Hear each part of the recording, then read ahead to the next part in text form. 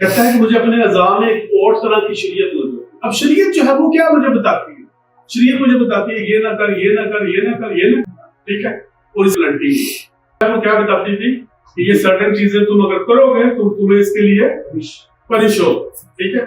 لیکن جو ہے شریعت اس کا حل نہیں بتاتی کہ میں یہ کیسے نہ کروں۔ میں بول رہا ہوں مجھے شریعت یہ بتا رہی ہے کہ میں یہ چیزیں نہ کروں، مجھے شریعت اس کا حل نہیں دے گا، وہ صرف مجرم ہے۔